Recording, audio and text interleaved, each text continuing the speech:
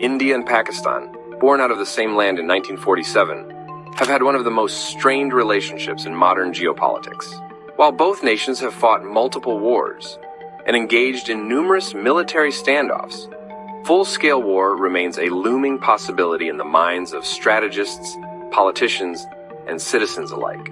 Despite the overwhelming consensus that nuclear-armed neighbors cannot afford a war, several deep-rooted reasons and modern developments continue to push both nations toward the brink of conflict. Here's an in-depth look into why war between India and Pakistan could still happen. 1. The Kashmir dispute, a never-ending flashpoint. The primary cause of hostility between India and Pakistan is the unresolved issue of Kashmir. After partition in 1947, the princely state of Jammu and Kashmir acceded to India, triggering the First Indo-Pak War.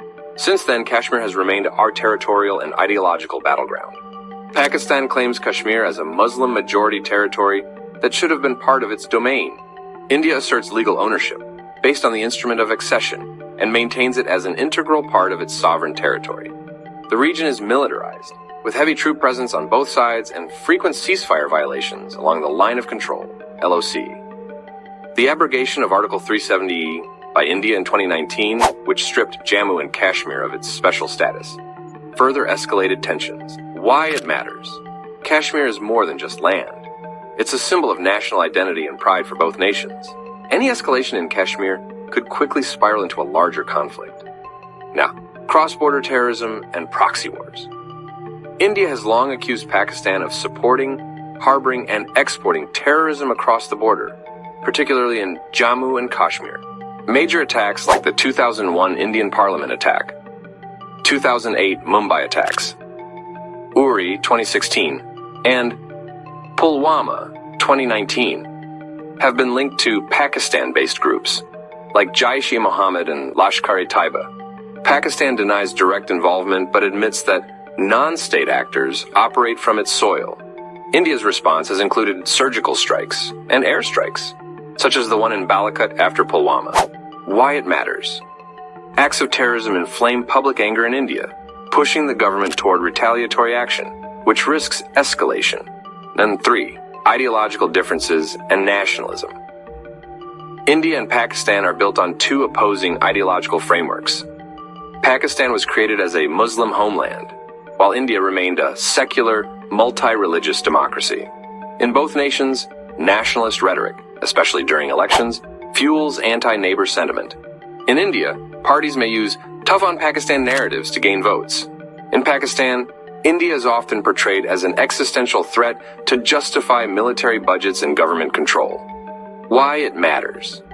Nationalism, when weaponized, can override diplomacy and provoke aggressive policies leading to conflict. 4. Border skirmishes and LOC violations. The Line of Control, LOC, is a dangerous zone where regular exchanges of fire, infiltration attempts, and cross-border shelling occur. Civilians and soldiers often die in these limited conflicts, which fuel resentment on both sides. Both armies are on high alert year-round, and even a small incident can trigger a major escalation. India's policy has shifted toward the punitive retaliation, while Pakistan threatens to respond with force. Why it matters? One miscalculation or accident can become the trigger for all-out war. 5. Strategic alliances and regional power play. The rivalry is complicated further by external alliances and geopolitical chess. India has strengthened ties with the US, Israel, and Western allies. Pakistan is closely aligned with China and increasingly dependent on Chinese investment through the China-Pakistan Economic Corridor, CPEC. There's a regional arms race. India is investing in Rafale jets, S-400 systems, submarines, and high-tech warfare. Pakistan counters with nuclear modernization and support from China. Why it matters. As both nations strengthen military capabilities and alliances, the security dilemma grows, provoking more aggressive stances and responses. Miscalculation in the era of high-tech warfare. Modern war isn't declared with banners. It can start with a cyber attack, a drone strike, or a disputed airspace violation. The Balakot airstrike in 2019 saw both sides using air power over disputed territory, a first in decades. There was a dogfight, and an Indian pilot was captured and later returned, highlighting how close the world came to war. In such a hypersensitive environment, a misunderstood signal, fake news, or false flag operation could ignite war. Why it matters. Technology reduces the time to think, making miscalculation and accidental escalation more likely than ever. So, political instability in Pakistan. A warlike situation may serve political and institutional purposes in Pakistan. The military remains the most powerful institution in the country. Tensions with India justify military dominance and control over foreign policy.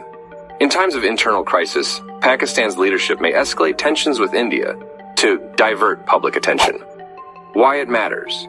Internal instability in Pakistan increases the risk of reckless behavior and cross-border aggression. Wait, media sensationalism and public pressure. Both Indian and Pakistani media often inflate threats, promote jingoistic narratives, and fuel nationalistic fervor. This creates public pressure on governments to do something.